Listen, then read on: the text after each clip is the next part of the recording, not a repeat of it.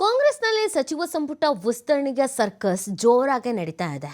ರಾಜ್ಯ ನಾಯಕರ ಪಟ್ಟಿಗೆ ಹೈಕಮಾಂಡ್ ತೀವ್ರ ಅಸಮಾಧಾನ ವ್ಯಕ್ತಪಡಿಸಿದೆಯಂತೆ. ಮತ್ತೊಮ್ಮೆ ಸಚಿವರ ಪಟ್ಟಿಯನ್ನ ಮಾಡಬೇಕಾದಂತ ಅನಿವಾರ್ಯತೆ ಈಗ ಸೃಷ್ಟಿಯಾಗಿದೆ ಅನ್ನೋದು ಗೊತ್ತಾಗ್ತದೆ. ಇವರೆಲ್ಲ ಒಂದೊಂದು ಪಟ್ಟಿ ತಗೊಂಡು ಹೋಗಿದ್ರು.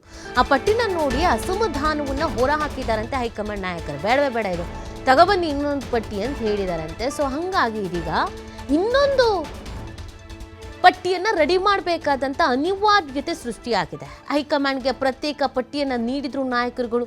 ಡಿ.ಕೆ. ಶಿವಕುಮಾರ್ ಅವರನ್ನು ಕೊಟ್ಟರು, ಸಿದ್ದರಾಮಯ್ಯನವರನ್ನು ಕೊಟ್ಟರು, ಬಿ.ಕೆ. ಹರಿಪ್ರಸಾದ್ ಅವರನ್ನು ಕೊಟ್ಟರು. ಬಟ್ ಇಷ್ಟ ಆಗಿಲ್ವಂತೆ ಹೈಕಮಾಂಡ್ ನಾಯಕರಿಗೆ. 20 ಸ್ಥಾನಗಳಿಗೆ 43 ಶಾಸಕರ ಹೆಸರು ಅಂತಿಮವನ್ನು ಮಾಡಿ ಪ್ರಸ್ತಾಪ ಸಲ್ಲಿಕೆ ಮಾಡಲಾಗಿತ್ತು.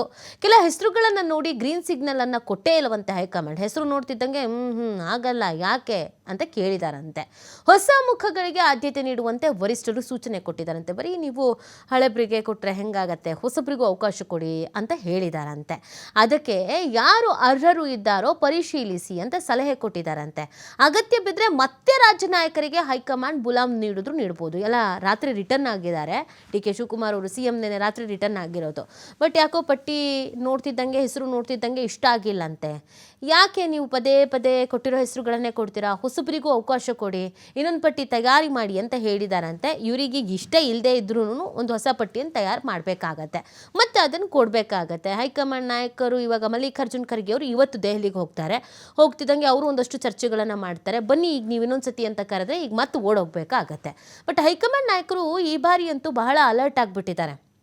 ಹಳೆದು ತೂಗಿ ಲೆಕ್ಕಾಚಾರ ಹಾಕಿ ಅವ್ರದ್ದು ಒಂದು ಟೀಮ್ನ ರಾಜ್ಯಕ್ಕೆ ಕಳಿಸಿ ಅವ್ರ ಸೋರ್ಸ್ ಮುಖಾಂತರವಾಗಿ ಮಾಹಿತಿಯನ್ನು ಪಡ್ಕೊಂಡು ಯಾರನ್ನು ಆಯ್ಕೆ ಮಾಡ್ಬೋದು, ಜಿಲ್ಲಾವಾರು, ಪ್ರಾಂತ್ಯವಾರು, ಆಮೇಲೆ ಸಮುದಾಯವಾರು, ಯಾವ ಸಮುದಾಯಕ್ಕೆ ಒತ್ತು ಕೊಡಬೇಕಾಗತ್ತೆ, ನಿಷ್ಠಾವಂತರಿಗೆ ಯಾರಿದ್ದಾರೆ, ಪಕ್ಷಕ್ಕಾಗಿ ದುಡಿತಾ ಇರೋರಿಗೆ ಯಾರಿದ್ದಾರೆ, ಕಾರ್ಯಕರ್ತರು ನಿಜವಾಗಿ ಇಷ್ಟಪಡ್ತಾ ಇರುವಂಥ ನಾಯಕರಿಗೆ ಯಾರಿದ್ದಾರೆ, ಅವ್ರನ್ನೆಲ್ಲ ನೋಡಿದಾರಂತೆ, ಮಾಹಿತಿಯನ್ನು ಪಡ್ಕೊಂಡಿದ್ದಾರಂತೆ.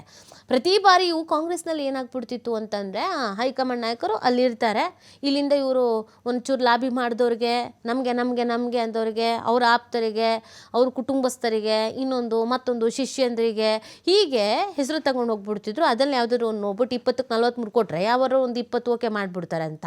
ಬಟ್ ಈ ಬಾರಿ ಕಾಂಗ್ರೆಸ್ನ ನಾಯಕರ ನಡೆ ನೋಡಿ ನೀವು.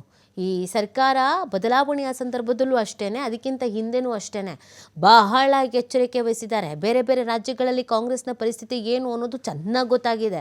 ಸೊ ಕರ್ನಾಟಕದಲ್ಲಿ ಕಾಂಗ್ರೆಸ್ ಗಟ್ಟಿಯಾಗಿ ನೆಲೆ ಊರಿದೆ. ಅದನ್ನು ಹಾಗೇ ಕಂಟಿನ್ಯೂ ಮಾಡೋದಕ್ಕೆ ಹೈಕಮಾಂಡ್ ನಾಯಕರ ಇನ್ವಾಲ್ವ್ಮೆಂಟ್ ಜಾಸ್ತಿ ಇದೆ.